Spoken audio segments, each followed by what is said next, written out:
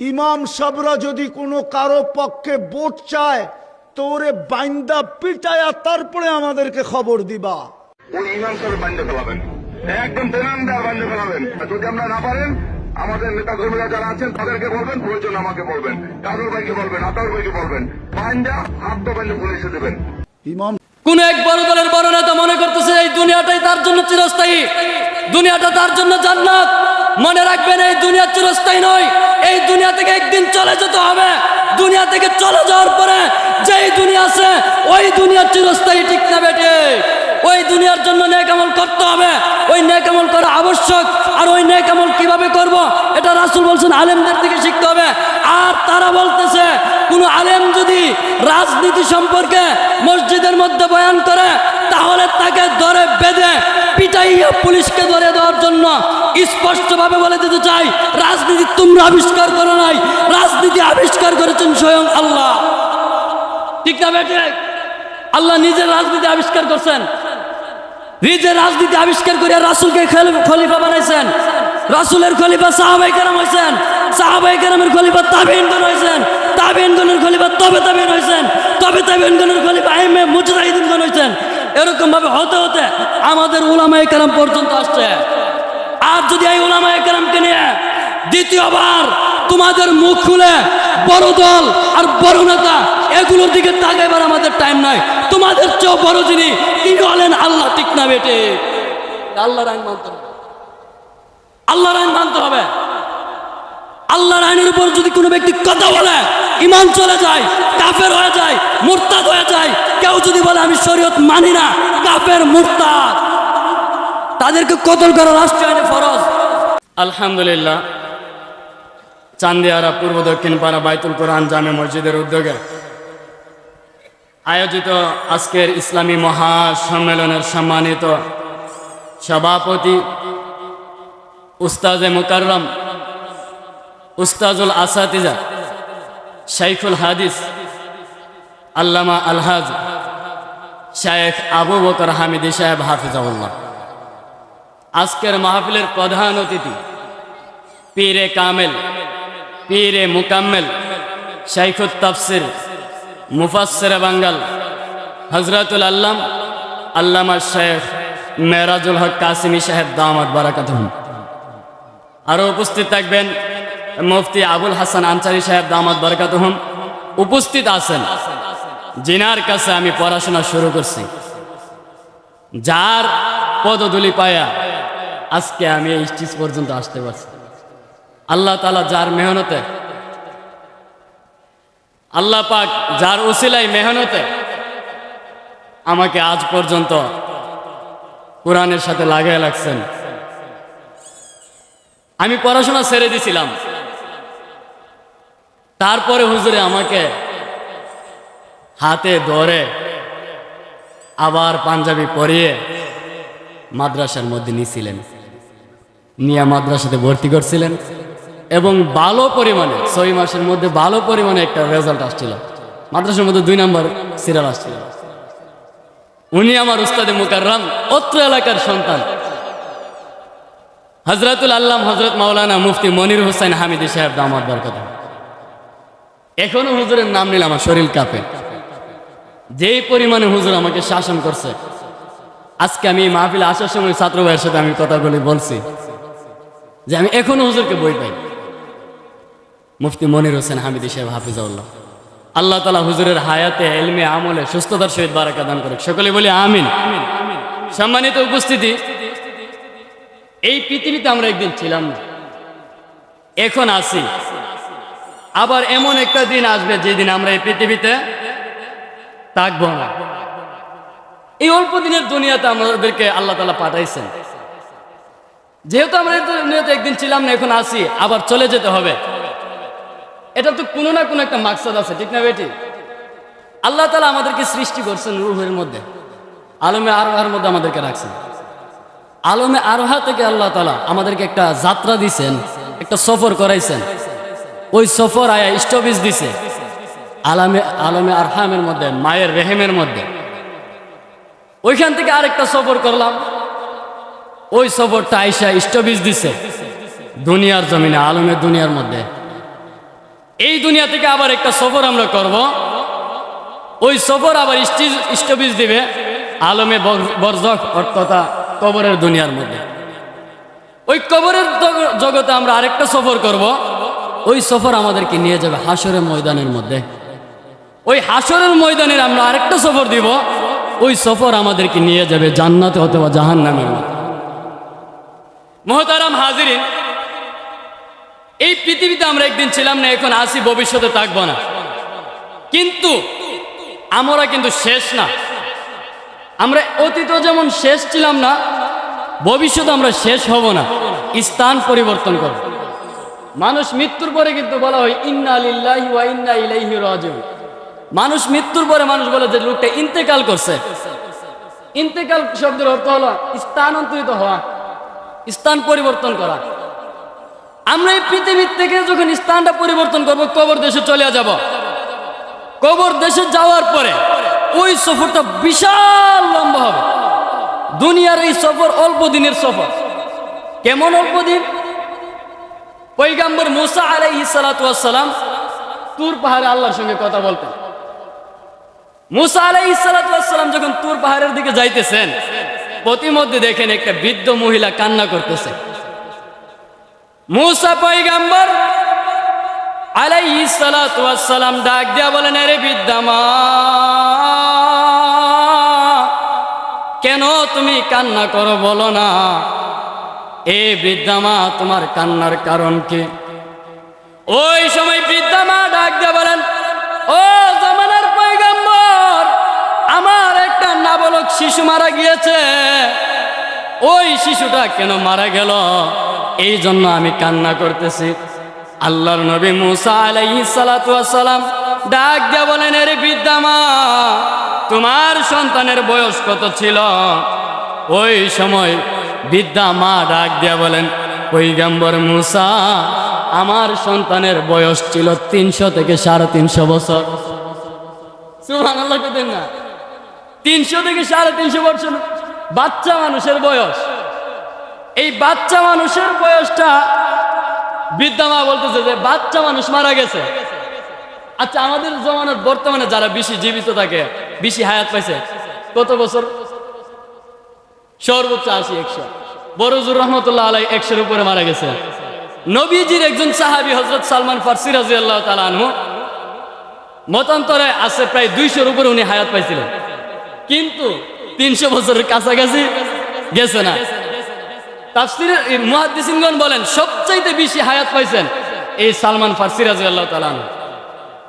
তারপরও তিনি 300 বছরের মধ্যে পৌঁছাতে পারছে না। আর ওই বৃদ্ধা মহিলার যে নাবালক যে শিশুটা মারা গেছে, ওই শিশুটা নাকি 300 থেকে 350 বছর। সুবহানাল্লাহ। তাই মার বয়স কত? মুরব্বী দাদা কইছে মার বয়স কত? আর ওই জামানত মানুষ কতদিন বাঁচত? সুবহানাল্লাহ। মুহতারাম হাজিরিন, যদিও আমরা ওই হায়াতটাকে বড় মনে করি, কিন্তু আল্লাহর দরবারে ওইটাও বড় না। আল্লাহ তাআলা যখন আদম আলাইহিস সালাতু ওয়াস সালামকে সৃষ্টি করছিলেন, আদম আলাইহিস সালাতু ওয়াস সালামের সামনে মুসা পয়গম্বর অথবা সুলাইমান আলাইহিস সালামকে তুলে ধরা হলো। আল্লাহ তাআলা আদম আলাইহিস সালাতু ওয়াস সালামের পিঠের মধ্যে কুদরতি হাত দ্বারা যখন ইশারা করছিলেন বা মোহর দিছিলেন, তখন দুই দল মানুষ বের হয়েছিল। ডান দিক থেকে জান্নাতি লোকগুলি, বাম দিকে জাহান্নাম লোকগুলি। আল্লাহ তাআলা ওই মানুষ যখন বের হয়েছিল, আল্লাহ তাআলাকে বলছিলেন আদম আলাইহিস সালাতু ওয়াস সালাম, ওগো আল্লাহ, অমুক লোকটাকে। তখন আল্লাহ তাআলা বলছিলেন যে ওই লোকটা হলো আপনার একজন সন্তান, একজন পয়গম্বর হবে। বলে তার হায়াত কত? বলে তার হায়াত 60 বছর। তখন আদম আলাইহিস সালাম বলে, আল্লাহ, আমার হায়াত কত? তো আপনার হায়াত 1000 বছর। তো আল্লাহ, আমার থেকে 40 বছর হায়াত নিয়ে আপনি ওই পয়গম্বরে দিয়া দেন, দিয়ে 100 বছর পুরা করিয়া দেন। কারণ আমার সন্তান তো মা বাবার কাছে নিজের হায়াতের চেয়ে সন্তানের হায়াতের দাম বেশি, ঠিক না বেটে? তখন আদম আলাইহিস সালাম বলতেছেন যে আল্লাহ, আমার থেকে 40 বছর নিয়ে তারা দিয়া দাও। আল্লাহ কো তোমার তো মঞ্জুর। যখন আদম আলাইহিস সালামকে আসছে তার রূহ কবজ করার জন্য আজরাইল 40 বছর আগে আইছে। আসার পর আদম আলাইহিস সালাম চিন্তা, ভাই আর আমার হায়াত শেষ হয়েছে না, আরো 40 বছর বাহির হয়েছে, এখন কি লিগাইলা? বলে আপনি যে 40 বছর দিয়েছিলেন মনে আছে নি? বলে জান্নাতও দিছিলাম। তখন আদম আলাইহিস সালাম ভুলে গেছিলেন, সেই জন্য বলছিলেন। তো এটা আমাদের একটা, ওই যে আমরা ভুলে যাই, এটা আদম আলাইহিস সালাম থেকে আমরা পাইছি। তো যেই কথাটা বলার ছিল যে যত হাজার বছর পাক আপনি 5,000 বছর পাইলো, ওই হায়াতটা আখিরাতের জন্য একেবারে স্বল্প, ঠিক না? হাজার হাজার বছর আমাদের আখিরাতে চলে যাবে। হাসরের ময়দানটা 50,000 বছর পার হয়ে যাবে, কারো কোনো হিসাব থাকবে না। আর এই দুনিয়াতে কই দিন? মুহতারাম হাজিরিন, ওই সময় পয়গম্বর মুসা আলাইহিস সালাতু ওয়াস সালাম বৃদ্ধা মাকে ডাক দিয়ে বলেন, এরে বৃদ্ধা মা, তুমি কেন কান্না করতেছ? তুমি কান্না করিও না, তোমার সন্তানরা তো 300 থেকে 350 বছর হায়াত পায় মারা গেছে। এরে বৃদ্ধা মা, তুমি শুনো, এমন একজন পয়গম্বর, আখিরি জামানার পয়গম্বর দুনিয়ার জমিনে আসবে, যার হায়াত থাকবে 60 থেকে 70 বছর সর্বোচ্চ। 60 থেকে 70 বছর হায়াতের কথা শুনিয়া এই বৃদ্ধা মা আরো অবাক হয়ে গেছে। তাজ্জব হয়ে বলেন যে 60 থেকে 70 বছর হায়াত, এটা একটা হায়াত হইল? এরা কি দুনিয়াতে এসে বড় হইব, বিয়া শাদী করব, ঘর বাড়ি বানব, দুনিয়ার বন্দেগী করব, ইবাদত করব? মুসা আলাইহিস সালামকে করবো নি আলী, 1 তালা 2 তালা না, 100 তালা বিল্ডিং করবো, বাংলাদেশে টিয়া চুরি করে বিদেশ বাসার করবো, এবং বাড়ি তো করবোই, বিয়া একটা না 4টা বিয়া করবো। বৃদ্ধা মা আরো অবাক। তখন বৃদ্ধা মা ডাক দিয়ে বলছিলেন, তারা কি কেউ জাহান্নামী হবে? তারা কি জান্নাতি হবে? মুসা আলাইহিস সালাম বলছিলেন, হ্যাঁ, তারাও জান্নাতি হবে, জাহান্নামী হবে। ওই সময় বৃদ্ধা মা ডাক দিয়া বললেন, এরে পয়গম্বর, ওই জামানার মধ্যে যদি আমি আসতাম, তাহলে এই 60 বছর আর 70 বছর কেন, 500 বছরও যদি হায়াত পাইতাম, আমি ওই হায়াতটাকে আল্লাহর ইবাদতে কাটাইয়া দিতাম। কোনো গুনার কাজ করলাম না, প্রয়োজনে জঙ্গলে চলে যাইতাম, বনবাসে চলে যাইতাম, আল্লাহর নাফরমানি করা তো দূরের কথা, 1 মুহূর্তের জন্য আমি আল্লাহর ইবাদত ছাড়তাম না। গাছের লতা পাতা খাইয়া হইলো আমি আল্লাহ তাআলার ইবাদতে জিন্দেগি কাটাইতাম। তাহলে মনে বুঝেন আমাদের হায়াতটা কত অল্প সময়। এই যে আমরা এখন দুনিয়াতে আছি, দুনিয়াতে তো একদিন থাকবো না। যেই দিনটা আমাদের সামনে আছে ওইটা হলো কবর। আল্লাহর রাসূল সাল্লাল্লাহু আলাইহি ওয়াসাল্লাম বলেন, আল কবরু রাউযাতুম মির রিয়াজিল জান্নাহ আও হুফরাতুম মিন হুফারিন নার। এই উম্মত, তোমরা যখন দুনিয়ার সফর শেষ করিয়া কবরের জগতে চলে আসবা, ওই কবরটা কাহারো জন্য জান্নাতের বাগান, আবার কাহারো জন্য জাহান্নামের গর্ত হয়ে যাবে। ওই মুসলমান ইমানদারের দল, শুনো মনোযোগ সহকারে। আল্লাহর নবী বলেন, উম্মত, আল কাইয়িসু মান দানা নাফসাহু ওয়া আমিলা লিমা বাদাল মাউত। তোমাদের মধ্যে জ্ঞানী, বুদ্ধিমান, চতুর, চালাক সেই ব্যক্তি, যেই ব্যক্তি নিজের নফসটাকে নিজের কন্ট্রোলে রাখছে এবং পরকাল যেই জিন্দেগি, ওই জিন্দেগির জন্য নেক আমল করেছে, সেই ব্যক্তি হলো জ্ঞানী, বুদ্ধিমান, চতুর, চালাক, আকলমন্দ। মুহতারাম হাজিরিন, আল্লাহর রাসূল সাল্লাল্লাহু আলাইহি ওয়াসাল্লাম বললেন, উম্মত, তিরমিজি শরীফের জিলদে সানির এক হাদিসের অংশ, যে তোমাদের মধ্যে জ্ঞানী, বুদ্ধিমান, চতুর, চালাক সেই ব্যক্তি, যেই ব্যক্তি নিজের নফসকে নিজের কন্ট্রোলে রাখছে এবং পরকাল যেই জিন্দেগি, ওই জিন্দেগির জন্য নেক আমল করেছে, সে হলো জ্ঞানী, বুদ্ধিমান, চতুর, চালাক। আল্লাহর রাসূল এই কথা বলার কারণ আছে, আমরা মনে করি যে দুনিয়ার মধ্যে যেই ব্যক্তিটা আসমানে যাইতে পারছে, যেই ব্যক্তিটা বিমান আবিষ্কার করতে পারছে, যেই ব্যক্তিটা এই মাইকগুলি আবিষ্কার করতে পারছে, যেই ব্যক্তিটা একটা গাড়ি আবিষ্কার করতে পারছে, সেই ব্যক্তি জ্ঞানী, বুদ্ধিমান। মুহতারাম হাজিরিন, অথচ না, আল্লাহর রাসূল বলেন তারাই জ্ঞানী, বুদ্ধিমান যারা পরকালের জন্য নেক আমল করে। মুহতারাম হাজিরিন, মুহতারাম হাজিরিন, এই দুনিয়াটা অল্প দিনের জিন্দেগি। এখন যদি আমরা এমপি হই, মন্ত্রী হই, একদিন যাইতে হইব নি দুনিয়া থেকে? যাইতে হইব নি? এমপির মরণ আসেনি, মন্ত্রীর মরণ আসেনি। আল্লাহর নবীর উম্মতের মধ্যে একজন উম্মত ছিল হাজ্জাজ বিন ইউসুফ, সে বড় একজন জালেম বাদশা ছিল। নবীজি নিজে বলে গেছেন যে হাজ্জাজ বিন ইউসুফ আমার উম্মতের মধ্যে সবচেয়ে বড় জালেম বাদশা হইব। তো এই হাজ্জাজ বিন ইউসুফ, সেও তো মৃত্যুবরণ করছে, মরতে হবে কিনা? মুহতারাম হাজিরিন, এখন যে আমরা পরকালের জন্য নেক আমল করবো, এটা কি মন চাই করলে চলবে নাকি একটা তরিকা আছে? আল্লাহর রাসূল সাল্লাল্লাহু, আল্লাহ তাআলা পবিত্র কোরআনুল কারীমের মধ্যে বলেন, ওয়ামা আতাকুমুর রাসূলু ফাখুযু ওয়ামা নাহাকুম আনহু ফান্তাহু ওয়াত্তাকুল্লাহ ইন্নাল্লাহা শাদীদুল ইকাব। মুহতারাম হাজিরিন, আল্লাহর রাসূল আল্লাহ তাআলা বলেন, রাসূল সাল্লাল্লাহু আলাইহি সাল্লাম তোমাদেরকে যা দেন তা গ্রহণ করো, যা থেকে নিষেধ করেন তা থেকে বিরত থাকো এবং আল্লাহকে ভয় করো, নিশ্চয়ই আল্লাহর আযাব বড় কঠোর। এই কথা এখানে আল্লাহ তাআলা বলতেছেন রাসূল সাল্লাল্লাহু আলাইহি সাল্লাম তোমাদেরকে যা দেন তা গ্রহণ করো।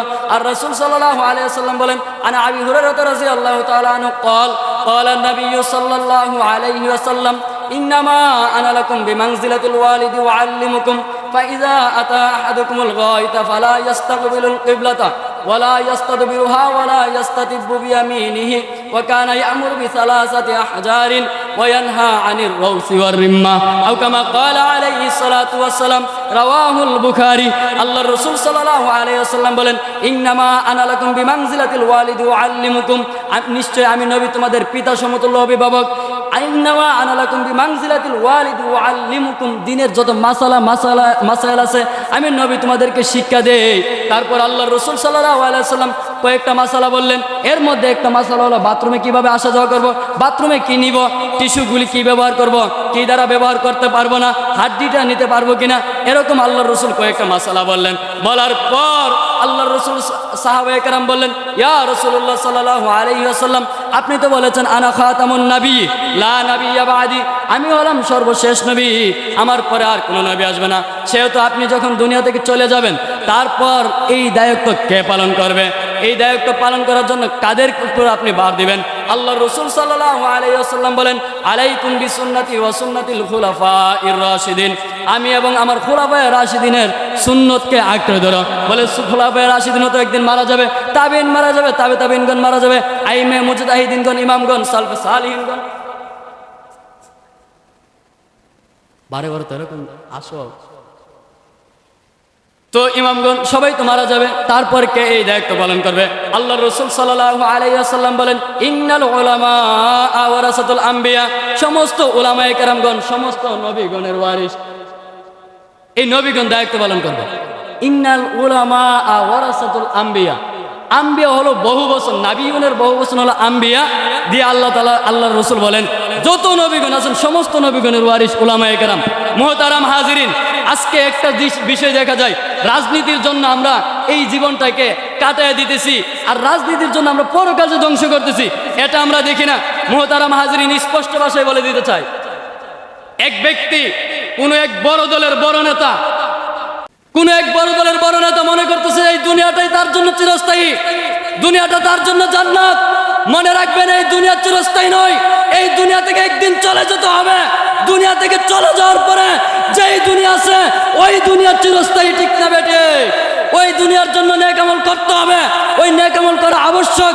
আর ওই নেক আমল কিভাবে করব এটা রাসূল বলছেন আলেমদের থেকে শিখতে হবে। আর তারা বলতেছে কোন আলেম যদি রাজনীতি সম্পর্কে মসজিদের মধ্যে বয়ান করে তাহলে তাকে ধরে বেঁধে পিটাইয়া পুলিশকে ধরে দেওয়ার জন্য স্পষ্টভাবে বলে দিতে চাই, রাজনীতি তোমরা আবিষ্কার করো নাই, রাজনীতি আবিষ্কার করেছেন স্বয়ং আল্লাহ, ঠিক না বেটে? আল্লাহ নিজের রাজনীতি আবিষ্কার করছেন, নিজের রাজনীতি আবিষ্কার করে রাসূলকে খলিফা বানাইছেন। রাসূলের খলিফা সাহাবায়ে কেরাম হয়েছেন, সাহাবায়ে কেরামের খলিফা তাবিঈনগণ হয়েছেন, তাবিঈনগণের খলিফা তবে তাবিঈন হয়েছেন, তবে তাবিঈনগণের খলিফা আইমে মুজতাহিদিনগণ হয়েছেন। এরকম ভাবে হতে হতে আমাদের উলামায়ে কেরাম পর্যন্ত আসছে। আর যদি এই উলামায়ে কেরামকে নিয়ে দ্বিতীয়বার তোমাদের মুখ খুলে বড় দল আর বড় নেতা এগুলোর দিকে তাকাইবার আমাদের টাইম নাই। তোমাদের চেয়েও বড় যিনি তিনি হলেন আল্লাহ, ঠিক না বেটে? আল্লাহর আইন মানতে হবে, আল্লাহর আইন মানতে হবে। আল্লাহর আইনের উপর যদি কোনো ব্যক্তি কথা বলে ঈমান চলে যায়, কাফের হয়ে যায়, মুরতাদ হয়ে যায়। কেউ যদি বলে আমি শরীয়ত মানি না, কাফের, মুরতাদ, তাদেরকে কতল করা রাষ্ট্রীয় আইনে ফরজ। আল্লাহ তাআলা আমাদের সকলকে এই কথাগুলি বোঝার মতন তৌফিক দান করো। উলামায়ে কেরাম যেইভাবে চলে, উলামায়ে কেরাম যেইভাবে বলে এটাই মানতে হবে। এই হুজুরের 16 বছর 17 বছর পড়ছে, পড়াশোনা করছে, লাইতে দিনে, হুজুর লাইতে দিনে না, আজকে হুজুরের ক্লাসের কথা বিবরণ দিতেছে। ফজরের আগে উঠন লাগে, উঠতে আবার সারাদিন পড়া, সারা রাত পড়া, রাত্রে 12টার সময় ছাত্ররা ঘুমা। এরকম ভাবে 16 বছর 18 বছর কাটাইছে। কাটায় তোমার মতন 2 মিনিটের এই মোল্লার কাছে শিখন লাগবো। এই 16 বছর আলেম 2 মিনিটের আলেমের কাছে শিখবো? নাস্তিক কথাকার, মুরতাদ কথাকার, জানোয়ার, এরকম জানোয়ারদেরকে আপনারা ভবিষ্যতে দেখবেন এগুলি যদি না এখন থেকে না ধরেন, ভবিষ্যতে ঈমান নিয়ে বাঁচতে পারবেন না, ঈমান নিয়ে বাঁচার সম্ভাবনা নাই। আল্লাহ তাআলা আমাদের সকলকে বোঝার তৌফিক দান করুন। আসসালামু আলাইকুম ওয়া রাহমাতুল্লাহি।